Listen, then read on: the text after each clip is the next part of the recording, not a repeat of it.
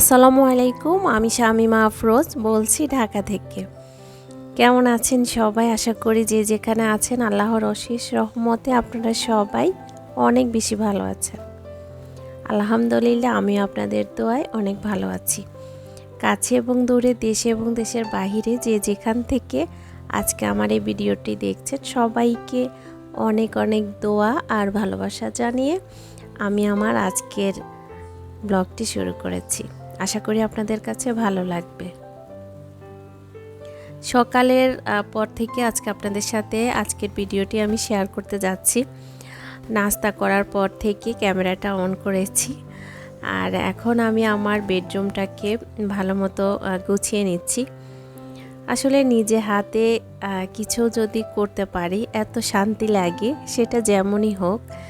এখানে আমি আরেকটি কুশি কাটার ম্যাট বানিয়েছি, তো আজকে আগেরটা উঠিয়ে এটা আজকে নতুন করে বিছিয়ে দিচ্ছি।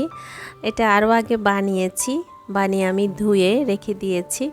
তো আজকে দেখলাম যে আগেরটা একটু ময়লা হয়েছে, যেহেতু সাদা জিনিস অল্পতেই ধুলাবালি হয়ে যায়। তো আগেরটা উঠিয়ে এখন আমি এটা বিছিয়ে দিয়েছি। কেমন হয়েছে আমার হাতের এই কুশি কাটার কাজটি আপনাদের কাছে ভালো লাগলে অবশ্যই কমেন্টসের মাধ্যমে জানাতে পারেন। আমার কুশি কাটার জিনিস এত ভালো লাগে, আমার অনেক পছন্দের, আর সেটা আমি এখন নিজ হাতে বানাতে পারি। এটা আসলে আমার জন্য অনেক খুশির একটা বিষয়। আমার এই চ্যানেলটি অনেক ছোট একটি চ্যানেল। আমি এই চ্যানেলে কাজ করে তেমন কোনো ভিউ বা তেমন কিছু যে পাচ্ছি তা কিন্তু না। মনের দিক থেকে অনেক খারাপ লাগে যখন আমার ওয়াইটি স্টুডিও দেখি ভিউ নাই, ভালো কিছু দেখছি না। এতে আমার মনটা ভীষণ খারাপ হয়। কিন্তু গত ভিডিও দেওয়ার পরে আমি আমার আপুদের যে ভালোবাসা পেয়েছি, এটাই আমার কাছে অনেক কিছু। আমি সার্থক এই চ্যানেলটা খুলে আমি মনে করি। আসলে অনেক কিছু না পেলেও আমি আপুদের অনেক ভালোবাসা পেয়েছি, অনেক দোয়া পেয়েছি, এটাই আমার জন্য অনেক কিছু। আমার গত ভিডিওতে আমি আপনাদের সাথে শেয়ার করেছি আমার বার্থডের কথা। আমার গত 15 তারিখ বার্থডে গিয়েছিল, তো সেখানে আমার অনেক প্রিয় আপুরা আমাকে অনেক সুন্দর সুন্দর কমেন্টস করেছিল, আর সেই কমেন্টসগুলো পড়ে আমার কাছে এত ভালো লেগেছে। আসলে ইউটিউবে কিছু পাই না, না পাই এটা আসলে পরের বিষয়। কিছু আপুদের যে ভালোবাসা পেয়েছি বা পাচ্ছি, এটাই আমার কাছে অনেক কিছু। তো সেখান থেকে আমি কিছু আপুদের আজকে কমেন্টস পড়ব। আমি আসলে সব আপুদের কমেন্টস পড়ার ইচ্ছে ছিল, কিন্তু আমি কমেন্টসগুলো খুঁজে পাচ্ছি না। যে সব আপুরা লাস্টের দিকে কমেন্টস করেছে সেটাই শো করছে, কিন্তু আর কমেন্টসগুলো কেন জানি আমি খুঁজে পাচ্ছি না। হয়তো বা আমি সেটা জানি না কিভাবে পাওয়া যায়। তো আমি সেগুলো পড়তে না পারার কারণে অনেক দুঃখিত।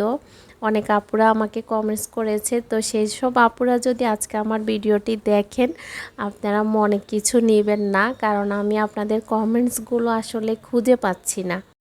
এখন আমি কমেন্টস পড়ব। তো এখন আমি প্রথম কমেন্টসটা পড়ব আমার প্রিয় একজন আপুর, শাহিনুর সিদ্দিকা আপু আমাকে বলেছে, তোমার স্পেশাল দিনের রান্নাটা অসাধারণ লেগেছে আমার কাছে। শুভ জন্মদিন আপু। এমন কিছু জিনিস সংসারে মধুর স্মৃতি হয়ে জীবনে থাকে, অন্যের কাছে খারাপ লাগলেও নিজের কাছে অনেক প্রিয় হয়ে থাকে। খালাম্মার জন্য অনেক দোয়া রইল, আল্লাহ যেন ওনাকে নেক হায়াত দান করে, আমিন। লাইক দিয়ে সাথে আছি পুরোটাই।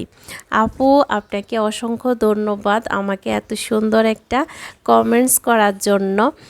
আপনি আমার সাথে আছেন, সাথে থাকবেন ইনশাল্লাহ, আমিও আপনার সাথে থাকব।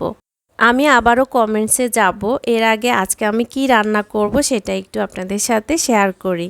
আজকে আমার হাজবেন্ডের অনেক পছন্দের একটি রান্না করব, ও অনেক পছন্দ করে। তো তার পছন্দের গুরুত্ব সবার আগে আমার কাছে। সে বলেছে আজকে একটু সরিষা ইলিশ করার জন্য।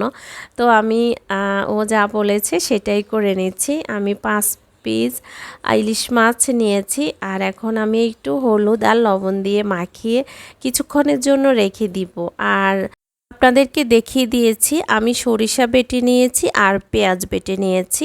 এখন আমি রান্না শুরু করব। আমি চুলায় পরিমাণ মতো তেল দিয়ে দিয়েছি কড়াইতে। তারপরে আমি পেঁয়াজটা দিয়ে একটু নেড়ে ছেড়ে তারপরে সাথে আমি হলুদের গুঁড়ো, হালকা একটু মরিচের গুঁড়ো আর রসুন বাটা 1 চামচ দিয়ে আমি ভালো মতো কষিয়ে নেব। রান্না করতে থাকি আর এদিকে আমি আরেকটা কমেন্টস পড়ি।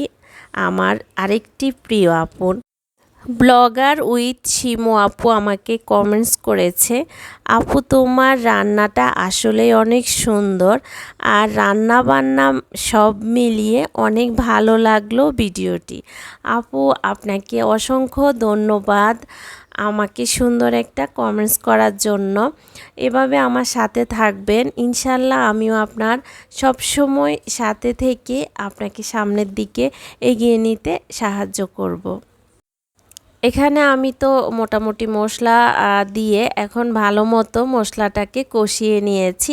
আর এখানে আপনাদের সাথে আমি যেভাবে সরিষা ইলিশ রান্না করি সেখানে একটা ছোট্ট টিপস আমি আপনাদের সাথে শেয়ার করি। আমি যে সরিষাটা বেটে নিয়েছি সেটা আমি এখন পানি দিয়ে এটাকে ছেঁকে নিব, যাতে সরিষার যে খোসা থাকে এগুলো যাতে না যায়। এগুলো রান্নার মধ্যে থাকলে একটু তিতো ভাব হয় আর খেতে অতটা ভালো লাগে না।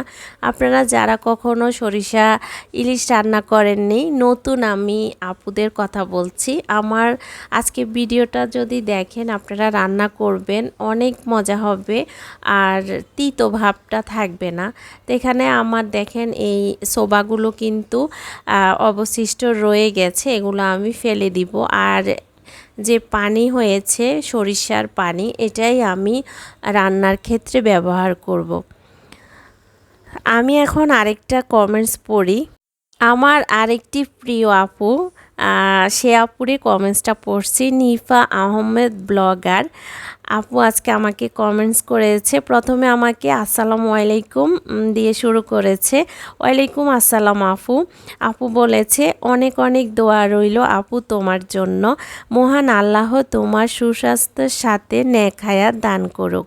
আপু বোনা খিচুড়ি মুরগির মাংস দারুণ হয়েছে, খুব লোভনীয়, ডাইনিং টেবিলের লুক মাশাআল্লাহ। আপু তোমাকে অসংখ্য অসংখ্য ধন্যবাদ, তোমার জন্য অনেক দোয়া থাকলো। তুমি আমাকে এত ভালো কমেন্টস করেছো, সবসময় আমাকে খুব ভালো ভালো কমেন্টস করো আপু, সেজন্য আমি সবসময় তোমার কাছে ঋণী। আমিও তোমার পাশে থাকবো, তোমার সঙ্গী হয়ে ইনশাল্লাহ সামনের দিকে আমরা সবাই একসাথে আগাবো। এরকম ভালো কমেন্টসের অপেক্ষা, এমন ভালো ভালো কমেন্টস করবেন আমার প্রিয় আপুরা, আমি পড়ার চেষ্টা করব আপনাদের কমেন্টসগুলো। এখন আমি রান্নায় ফিরে আসি। আমি যে মশলাটা কষাতে দিয়েছি সেটা মোটামুটি কষে যাওয়ার পরে আমি ইলিশ মাছগুলো দিয়ে দিয়েছি। ইলিশ মাছের সাথে মশলাটা একটু নেড়ে ছেড়ে তারপরে কিছুক্ষণ পরে আমি সরিষা বাটাটা দিয়ে দিয়েছি। তো সরিষা বাটা দেওয়ার পরে নেড়ে ছেড়ে আমি কিছুক্ষণ রান্না করব। ইলিশ মাছ কিন্তু বেশি রান্না করা লাগে না, বেশি পানি দিলে ইলিশ মাছের যে একটা টেস্ট এটা নষ্ট হয়ে যায়। আর ইলিশ মাছের সাথে বেশি একটা মশলা দিলেও ইলিশ মাছের এক্সট্রা যে একটা ফ্লেভার থাকে, এক্সট্রা যে একটা টেস্ট থাকে, এটা কিন্তু অনেকটাই কমে যায়। তো যারা এই বিষয়গুলো কম জানেন, আজকে ভিডিওটা আপনারা দেখলে এগুলো জানতে পারবেন। তা আমি ঢাকনা দিয়ে কিছুক্ষণ রান্না করে নিয়েছি। তারপরে এই তো আমি লাস্টে এখন একটু উপর থেকে কাঁচা মরিচ দিয়ে দিয়েছি। আমি আজকে একটু ঝোল ঝোল করব, বেশি একটা ভুনা করব না। আর তেলটা একটু কম দিয়েছি, কারণ আয়নের পাপা তেল জাতীয় খাবার কম খেতে পারে সেজন্য। আর তার পছন্দের রান্নাটা যেহেতু করছি, তার কথা চিন্তা করে আমি রান্নাটা করেছি। তো এই তো আমার ফাইনাল লুক ইলিশ মাছের। এভাবে আমি ইলিশ মাছ সরিষা দিয়ে রান্না করে থাকি, একদমই সিম্পল। তো আজকের ভিডিওটি যদি ভালো লেগে থাকে প্লিজ একটা লাইক দিবেন, আর যারা নতুন আসেন আমার চ্যানেলটি সাবস্ক্রাইব করে আমার পাশে থেকে যেতে পারেন। আজকে আর বাড়াবো না, এখানে বিদায় নিচ্ছি। আসসালামু আলাইকুম।